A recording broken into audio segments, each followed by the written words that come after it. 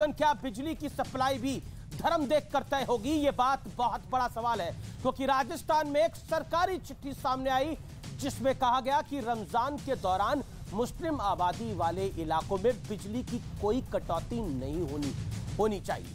हैरानी की बात यह है कि रमजान के साथ साथ नवरात्रि भी चल रही है, लेकिन नवरात्रि को लेकर इस चिट्ठी में एक भी शब्द नहीं लिखा गया। चिट्ठी पर बवाल हुआ, तूफान खड़ा हुआ तो सरकार बैकफुट पर आ गई। आदेश को तुरंत वापस लिया गया और कहा गया कि किसी भी धर्म के त्योहार के दौरान बिजली नहीं कटेगी। आखिर सेक्युलरिज्म के नाम पर यह कौन सा पावर प्ले चल रहा है? लेकिन एक बड़ा मुद्दा और है कि राजस्थान के करौली में हिंसा का नंगा नाच होता है तो सीएम अशोक गहलोत कहते हैं कि प्रधानमंत्री नरेंद्र मोदी को इसकी जिम्मेदारी लेनी चाहिए और सांप्रदायिक हिंसा की निंदा करनी चाहिए। अशोक गहलोत यह भी कह रहे हैं कि एनडीए सरकार आने के बाद देश का माहौल खराब हो गया है। चुनाव के लिए देश में जाति और धर्म के नाम पर ध्रुवीकरण का खेल खेला जा रहा है। सवाल है कि बिजली के नाम पर कौन सा ध्रुवीकरण हो रहा था, यह प्रश्न भी पूछा जाएगा। आज इसी पर होगी देश की सबसे बड़ी बहस, सेक्युलरिज्म का सियासी खेला।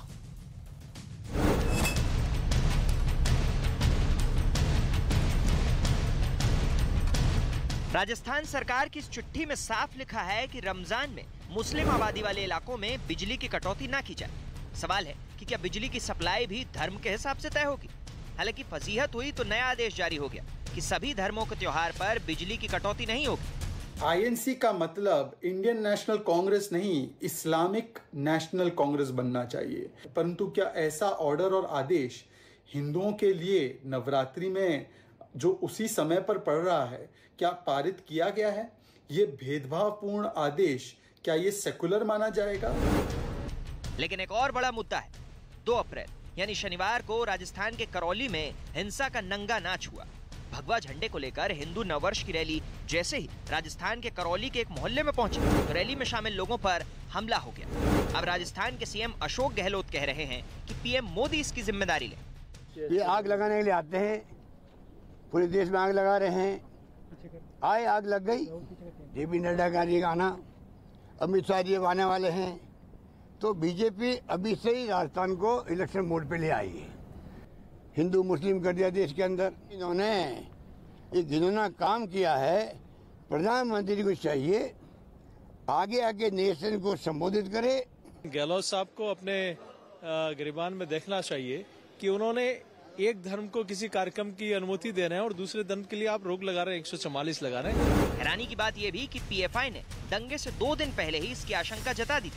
लेकिन आज बड़ा सवाल है कि क्या सेक्युलरिज्म के नाम पर सिर्फ और सिर्फ सियासी दांव चला जा रहा है? इसी पर होगी देश की सबसे बड़ी बहस, सेक्युलरिज्म का सियासी खेला।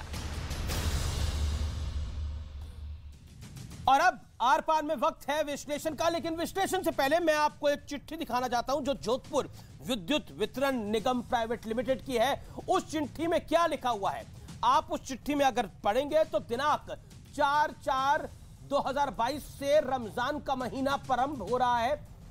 ग्रीष्म ऋतु में रोजेदारों को परेशानी ना हो, इसको देखते हुए रमजान के महीने में संपूर्ण मुस्लिम बहुल्य क्षेत्र में कोई कटौती नहीं करी जाएगी और उसकी आपूर्ति को सुनिश्चित करें। यानी मुस्लिम बहुल्य क्षेत्र के अंदर बिजली तो आनी चाहिए, लेकिन नवरात्रि से कोई फर्क नहीं पड़ता। नवरात्रि के दौरान भी व्रत होते हैं, शाम को खाना खाया जाता है माता की आरती के बाद, मां पर जोत जलाने के बाद, लेकिन नवरात्रि से कोई लेना देना नहीं है। लेकिन मुस्लिम बहुल्य क्षेत्र में कोई कटौती नहीं होनी चाहिए, यह कांग्रेस की सरकार का फरमान आता है। सोचिए आप। और फिर कहा जा रहा है कि हिंदू मुस्लिम इसलिए हो रहा है क्योंकि बीजेपी के राष्ट्रीय अध्यक्ष जगत प्रकाश नड्डा आ रहे हैं, अब अमित शाह भी आएंगे। लेकिन विश्लेषण क्या है इस बात का? रमजान पर मुस्लिम इलाकों में फुल बिजली का आदेश आया। चिट्ठी में नवरात्रि को लेकर एक भी शब्द नहीं कहा गया। इस साल नवरात्र और रमजान का त्योहार एक साथ है। सरकार के लिए हर धर्म का त्योहार बराबर होना चाहिए। क्या धर्म देखकर बिजली की सप्लाई तय की जा रही है? क्योंकि क्लियर कट चिट्ठी के अंदर लिखा है, व्यूअर्स, आज मैं कुछ नहीं बोल रहा, ये चिट्ठी बोल रही है और ये चिट्ठी ये कह रही है कि मुस्लिम बहुल क्षेत्र संपूर्ण मुस्लिम बहुल्य क्षेत्र में कोई कटौती नहीं होगी। ये चिट्ठी आज सब कुछ बयां कर रही है। हालांकि तूफान ऐसा खड़ा हुआ, मीडिया रिपोर्ट आई, विपक्ष का रिएक्शन आया राजस्थान में, संसद सदन में नेता बोले, उसके बाद इस फैसले को पलट दिया गया। मेरे साथ बात करने के लिए मुकेश शर्मा, गौरव भाटिया जुड़े हैं, शिवम त्यागी इस चर्चा में मेरे साथ है और तौसीफ खान है। मुकेश जी, शुरुआत में आपसे करता हूं, 40 सेकंड में आपको देता हूं। मुस्लिम बहुल्य क्षेत्र में बिजली नहीं जानी चाहिए, ये तो आदेश पारित करते हैं, लेकिन नवरात्रि भी तो चल रही है, वो कैसे भूल गए आप लोग? अमित जी, ऐसा है, निश्चित तौर पर नवरात्रि और रमजान, होली, दिवाली जो भी त्यौहार हैं उस पर बिजली की आपूर्ति सही रखना हर राज्य सरकार की जिम्मेदारी है और ये एक सामान्य प्रक्रिया है। जहाँ तक सवाल आप जिस चिट्ठी का हवाला दे रहे हैं कि उस चिट्ठी में पर्टिकुलर ये कहा गया है कि मुस्लिम बहुल क्षेत्रों में बिजली कटौती न की जाए, उस संबंध में मेरा एक कहना है कि मुझे और आपको शायद इतनी दूर बैठकर जानकारी ना हो, क्या पता उस क्षेत्र में इतनी बड़ी कटौती हो रही हो जिसके लिए पत्र जारी करना आवश्यक हो और इस पत्र का तिल का तहाड़ बना दिया गया हो। मैं एक बात बड़े साफ तौर पर कहना चाहता हूं कि हिंदू मुस्लिम की तुष्टीकरण की राजनीति देश में कौन दल करता है सारा देश जानता है। और जो लोग रोजगार दे ना सके, जो लोग 12-12 दिन में पेट्रोल सीधा 8-8, 10-10 रुपए लीटर बढ़ा दें, जो सीएनजी पीएनजी के दाम बढ़ा दें, उन दलों के पास इन चीजों को ढकने के लिए सिवाय तुष्टीकरण के कोई रास्ता बचता नहीं। एक बात बताइए, सर्वविदित है। एक बात बताइए, ये राजस्थान की में सरकार किसकी है? भारतीय जनता पार्टी की है या कांग्रेस की है? और ये जोधपुर विद्युत वितरण निगम लिमिटेड ये क्यों कह रहा है ये बात? जो ये चिट्ठी क्यों आई? ये चिट्ठी क्यों आई? आप कह रहे हैं कि आप तो इसको डिफेंड कर रहे हैं। अगर मुस्लिम बहुल्य इलाका होता, जो आप कह रहे हैं, जो आपकी और मेरी जानकारी में नहीं है, आप कह रहे हैं वो कंपनी की जानकारी में तो होगा। एक चिट्ठी और आई, उस चिट्ठी में इस आदेश को वापस कर लिया गया और कहा गया है जो पुराना पत्र था उसको हम वापस लेते हैं। यानी मंशा गलत थी, जब वो मंशा पकड़ी गई तो पलटी मारी। नहीं मुकेश शर्मा, अरे यार अमित जी, अभी आपके ही जो चैनल के कर्मचारी मेरे पास आए हुए, उन्होंने बेचारों ने आते ही बैठते ही कहा, सर हमें छुटकारा कब मिलेगा, पेट्रोल डीजल इतना महंगा हो गया है। मैं आपको बताऊं, देश में मुख्य मुद्दों से ध्यान भटकाने के लिए तो ये बीजेपी चूंकि राजस्थान अच्छा, एक बात बताइए, करौली में हिंसा होती है तो नरेंद्र मोदी जिम्मेदार है, अगर यूपी में कुछ होता है तो योगी आदित्यनाथ जिम्मेदार है, हरियाणा में कुछ हो जाए तो खट्टर जिम्मेदार है, लेकिन करौली में कुछ हो गया तो प्रधानमंत्री मोदी जिम्मेदार है।